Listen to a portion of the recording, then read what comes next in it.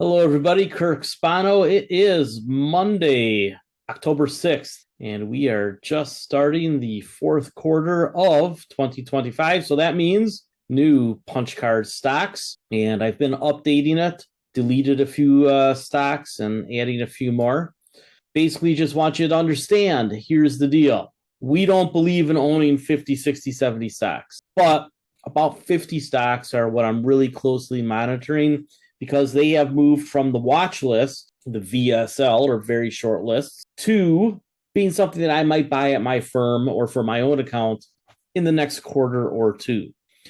These don't change a lot quarter to quarter, plus or minus a half a dozen stocks probably, but I do monitor them and I'm looking for a time when I can buy them on the cheap. Now, in a raging bull market, which is what we have had since the end of 2022, you basically just want to buy all the dips. As we get through the middle of the market, those dips just become profitable almost every single time. Today, we are closing in, and you'll be able to read this in the major markets report this week, as well as my quarterly outlook. We continue to move in on the end of this bull market. It could have happened at any time this year, but we got a huge rebound rally after the spring correction, and liquidity has stayed higher. Now, that liquidity is starting to taper off, and it's important to think about where the liquidity came from. Everybody likes to say, oh, the central banks printed all this money. And globally, there was some of that. But in the United States, the Federal Reserve has been unprinting money for a long time now, shrinking their balance sheet. So where did the liquidity come from? Historically, liquidity generally comes from the banking system. The banking system had a lot of money jammed into it after COVID, and they lent a lot of money, and then they pulled back, and lately they've been lending a lot of money again, but that, again, is just starting to taper off. Interesting where they've lent the money. Almost all of the lent money somehow has found its way into AI. So that is very interesting. There has been some increase in consumer credit limits, but not necessarily a lot of consumer spending to keep up. So while people's balances are relatively high in some places, offset by their cash on net, not so bad. So where are we really? I showed in the last quarterly outlook that we had this weird thing developing where people would rather give up their cars than let their credit cards go bust. That is historically unusual. Usually the last thing that people want to lose is their car, but that's not so true anymore. I think that's a combination of the work from home, the ability to just take an Uber when you need to. If you have a credit card, you can jump in an Uber. And what I have seen with Gen Z, and maybe this is just my very small, limited experience, is that there are a lot of Gen Z who are choosing, if they have kids, to stay home with the kids. Some millennials too, just booked through Disney, and the person I booked through, she had an outside job. Now all she does is book Disney, and she's able to do that part-time from home while she takes care of her daughter. So the world's been changing quite a bit since COVID, and the way the money has moved has been unusual, but it's consistent with this whole theme since the financial crisis, which is 17 years in the rear view now, that whenever we run into trouble, we just print money, and people are conditioned to that now, which is why I think that next year, if liquidity rolls over, which it's looking like it's going to, at least in the first half of the year, then you could see a very sharp reaction in the stock market to the downside.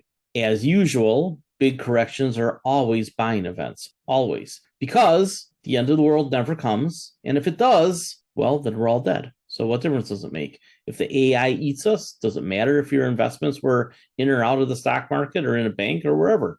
AI ate us, so it won't matter. I suspect the aliens will come and save us from the AI, but I don't know that. I have to watch some more sci-fi movies to really wrap my head around how that's going to work out. The punch card stocks in general are really the best of breed, and they are companies that I am looking for high quality, and they could potentially be great on the return side. So when we take a look at the small caps and the micro caps, we are really looking for 10 baggers and 20 baggers and 30 baggers. We won't get a lot of them, but if we get a few, it really helps the portfolio. How many of you bought Rocket Lab or AST Space Mobile or Palantir with me in the single digits? If you did, and you put it up to at least a full position and maybe a double position or triple position, you crushed it, even if the rest of your portfolio was mediocre. So Peter Lynch always talked about all you need for a lifetime of successful investing is a few big winners. And then you ride them until they can't be ridden anymore. I think that it is harder to find those stocks now because so many of the potentially great companies are kept private longer now. Private equity waits until they can get max value, spinning it out to the public, making us their exit liquidity. And this is why I have said we have to buy stock in private equity firms when they, are cheap, because they own a lot of the businesses that we'd otherwise love to own as stocks, but we can't get our hands on them. The problem with buying those in the private equity marketplaces, the online marketplaces for stocks that are owned by private equity, is that they're not super liquid. They come with a lack of information. The fees are generally substantial. And I think, and I could be wrong on this one, but I think that most people buy the hype more than they buy the knowledge about what the company might or might not do. I worry that those private equity platforms where you can buy a stock before it goes public are often the put stocks that are never going to go public, right? They're not the best ones. There are examples where that's not true, but if you just take a look at SpaceX, I think SpaceX had a $300 or $400 billion valuation. I forget what the last round was. I think that's pretty generous. While space is going to be a $1 trillion industry someday, it's probably 10 or 20 years further off than what people are saying now. And there is a lot of competition. So why invest in a $300 or $400 billion company that's running into limits when you can invest in a company like Rocket Lab or AST Space Mobile in the single digit billions or just barely over $10 billion and still getting sucked into the S&P 500. So there are opportunities. And if you're an individual investor, you only need to find 20 something of those opportunities and wrap those around your ETF portfolio or your 401k funds, and you're going to have a pretty good experience. So the punch card stocks are narrower. They are what I think are the best of breed. I have gravitated towards accepting that the traders, because there's twice as many now as there used to be, and they all use leverage and they all use options, are going to drive prices faster and higher and faster and lower when that turn comes. So in the spring, we got that correction of around 20%, and it happened quick, 2 months. And then it rebounded in 2 months, and it's been melting higher ever since. And that has correlated to the liquidity that the banking system has put in to the financial system. Again, virtually all the money that's been lent, that's new money that's been lent, has found its way into AI somehow, either directly or indirectly. When we take a look at AI, and let's just move down to the bluest blue chips, because I think that these are important to think about.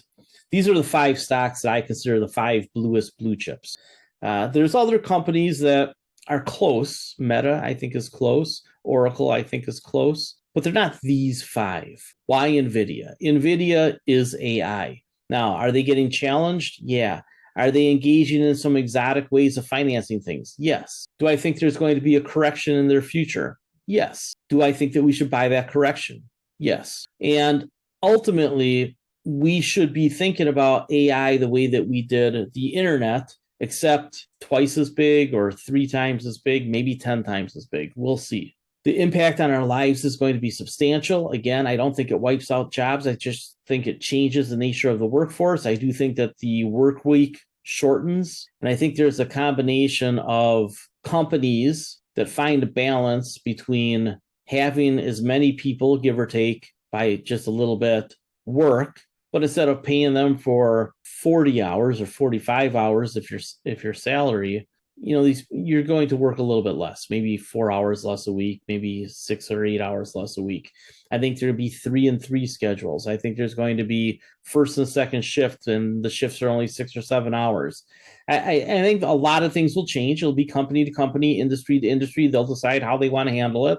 But because the economy is 70% services and so many boomers are retiring, we probably are going to be in a weird sort of equilibrium with a lot of shifting of careers over the next decade or two.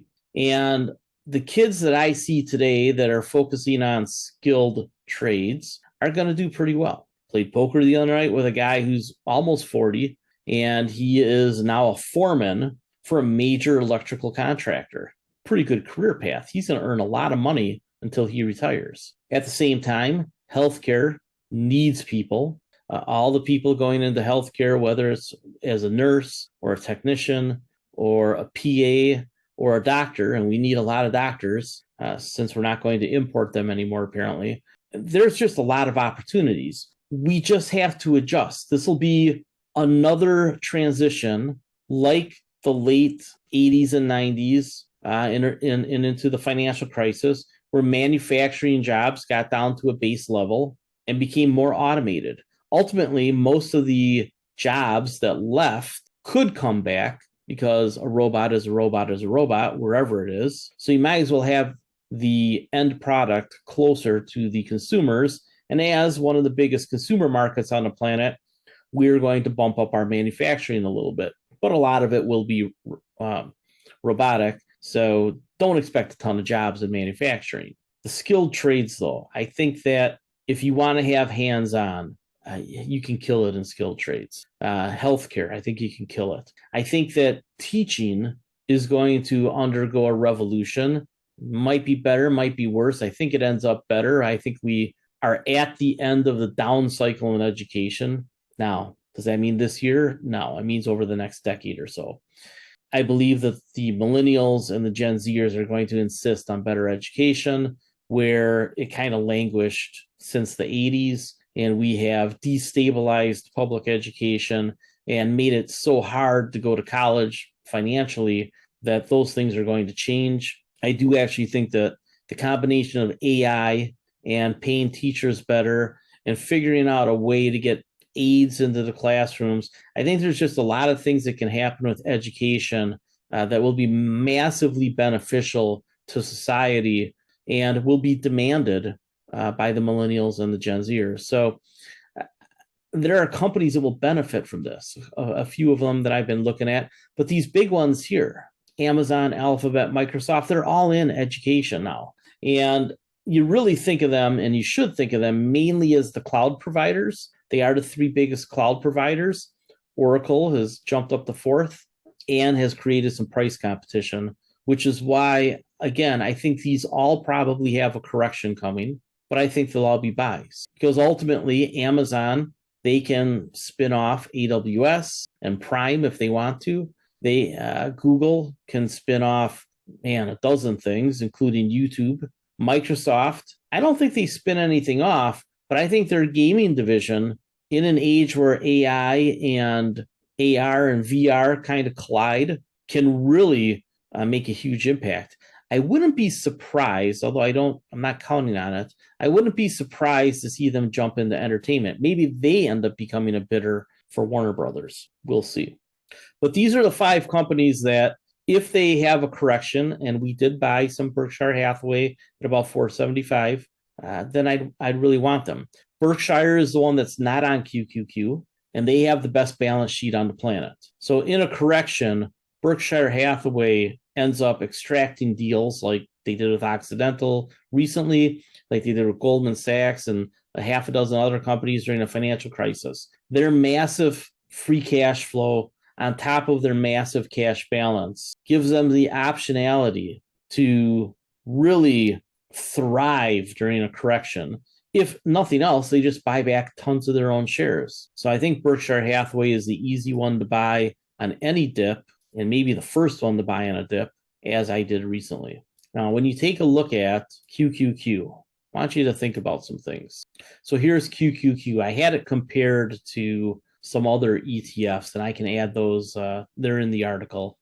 If you take a look at QQQ, you can see that it's very extended.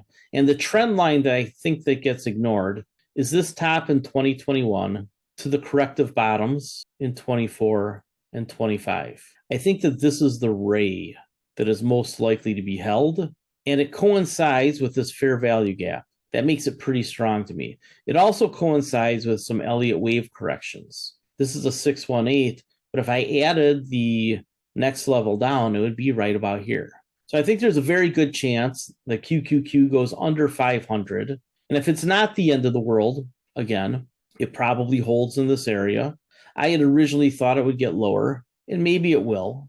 The thing that can drive everything lower, and this is what you have to understand about the millennials in particular, but the Gen Zers that are in the market too. Virtually all of them trade. And again, they all use leverage, they all use options. So as sharp as we saw this early in the year, right, that went from middle 500s to lower 400s. It was a pretty steep correction. It was very fast. This correction could come all the way down to about the same area, giving back everything that it's made from this top. So the first 60 or 70 points, that's nothing. Then you got to repeat most of that. Can it break through this area? It can. If they're using options and leverage and they're momentum trading, you could see the market fall for an extra month or two and come all the way down to levels like this and like this. A couple of years ago, I thought we'd probably revisit this area. I think the top of this area is still in play. So could QQQ go down to the lower 300s and almost lose 50%? It can. Bad things would have to happen, so we have to watch for that. And we have to see what the trader narratives are and what their actions are. Here's the thing. Even if it comes all the way down here into these lower 300s, because of government policy and the way that the next Federal Reserve chairman will probably be amenable to being aggressive on the monetary side, you could see another V-shaped recovery. I have suggested that we might see a head and shoulders over a number of years. You're going to have to be ready to trade a little bit more than maybe you have in the past. And I have been working with Shooter and Teresa for this. But if we get a deep correction, we're going to have to get over our fear and at some point just back up the truck. And then as it comes back up, we have to decide, is this the level that we think is most likely to be stuck at? Or does it get all the way back up here again? We won't know until the time comes. But because of how fast this market moves now, and that is a product of all those traders, right? Twice as many traders as there was pre-COVID, and they all use leverage and options. So the moves are necessarily going to be faster, steeper, sharper, both to the upside and the downside, and potentially the downside and more downside. The second year of a presidential cycle is usually the down year. I thought it was going to start earlier. Been wrong on that so far. I'm okay saying that. We've still made money. We have to be prepared for that second year of the presidential cycle to be pretty rough. One of the charts that's been floating around is that international investors poured a ton of money into the US market when it corrected. They're sophisticated investors. They're not day traders. They're position traders. Why position traders? Same reason that I do it. That's where the biggest money is. You get the most money for the least amount of work, right? I don't have to sit there and skim trades every day that I really don't know anything about. I can play these trends that play out over quarters and years. Well, I think the international investors, one, because they're good investors to begin with, but two, and remember, they're not mom and pop investors. The money from overseas that comes here is pretty sophisticated money. Family offices, generational wealth, some of their institutional investors. So if they sell, because A, they're just good investors, but B, what's B? They're pissed at Trump. There could be a political motivation next year for international investors to sell off American assets. And here's the thing. If it comes way down here, they'll buy it back. Paul Tudor Jones, maybe the greatest trader ever, made his living looking for inflection points. And he said that he just kind of rode it in the middle and didn't do much. I've done my best to be like that. I was afraid of a double top here. We got a breakout. The steepness of this channel is historically unusual to the point of being a third or fourth standard deviation event. These never continue. Never. They always end, usually sooner than you think. This one's being held up. Maybe we see 700 on SPY. On QQQ, but I doubt it. I think we're already in the topping process. You can see that the slope is slowly bending over to the right. All right, it was steeper here, a little less steep, a little less steep. At some point, it'll jitterbug and start heading down. Is it going to be this year yet? I don't know. Seems like, and this has happened a few times in the last couple decades, it seems like January will be a sell event. So January gets the inflows from retirement plans. That can be your exit liquidity. This is why I'm selling a lot of cash secured puts to December and a lot of covered calls I'm starting to sell again to January. I have about 65% of my money in cash right now, but most of it holds cash secured puts, which will expire incrementally during October, November, December, and there's a couple in January. If this market melts up, those all expire.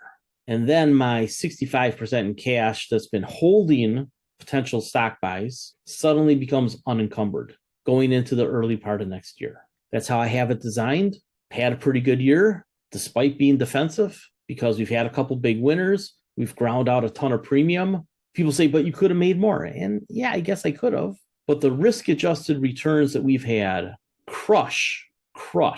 Even the people on the internet saying, oh, look, I doubled my money this year. Yeah, but you took leverage. And if you're still levered at the day that this turns around, you might give back 20 or 30% in 2 days. That's how leveraged a lot of these people are. I didn't want to play that game because I've seen it before. Could I have ridden up a little bit more? I could have. I can live with missing a few points because with all the cash I have on the downside, which to me is inevitable, it's just a matter of degree. Do we get a run-of-the-mill 20% correction? Is it closer to 30? I think 30 is pretty high probability. Is it 40 to 50% to the downside? I think that's definitely in play, but less probable. We'll see how the traders respond. It would not take much for the traders to push things down in a bear market an extra 10 or 20% over the course of a month or two. And I say a month or two because that's how fast it moves now with the options expiring and with margin requirements. So this is a crazy, unusual chart, right? I mean, look at what it did for all this time. And then since 2018, we've printed a bunch more money. COVID printed a bunch of money. This is not a normally sloping chart. Even if 2016 to 2018 was correct, it still coincides with this area. So this area here seems very high likelihood to me. This area here is within the realm of possibility. So I've broken up the punch card stock lists into different types of stocks. Dividend growth, I don't want to show these all. We have the higher income, higher dividend stocks. We have the mid-cap growth stocks, the large-cap growth stocks, and then the micro caps. I've been rank ordering them, putting a rough buy zone, and creating just kind of a quick take narrative for you to be aware of. The reason why I highlighted these is I just wanted you to understand the things that we're looking for. And really, there's one more that I put into the AI to look for. So I'm looking for companies with durable comparative advantage or competitive advantage. They're slightly different. Barriers to entry, high switching away costs, network effects, think Apple, value of intangible assets, and then government policy. These three things are what we generally want to look for. Some of the greatest traders in the world is, I didn't make this up. I just stole it from them because they've made billions. And I was like, oh, that seems to work. When you overlay the macro and the technical analysis with this type of fundamental backdrop, you're going to come away with a couple of conclusions. The first conclusion is asset light wins, period.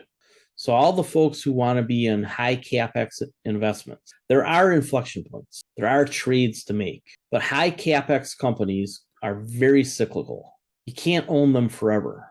You can trade them for a very long period of time, buying the bottoms, selling the tops. It's hard, but remarkably profitable. The stocks that really do nothing but go up with just some dips here and there, again, they tend to be asset light with recurring revenues, whether it's because of software as a service or a product that people replace every 2 or 3 years, like iPhones. You will see that has won over and over and over again, going back to the dot-com crash, coming out of the dot-com crash about 2002, 2003. Since then, software as a service has been the number one investment. Hands down, nothing close. And then semiconductors, communications, a few other things.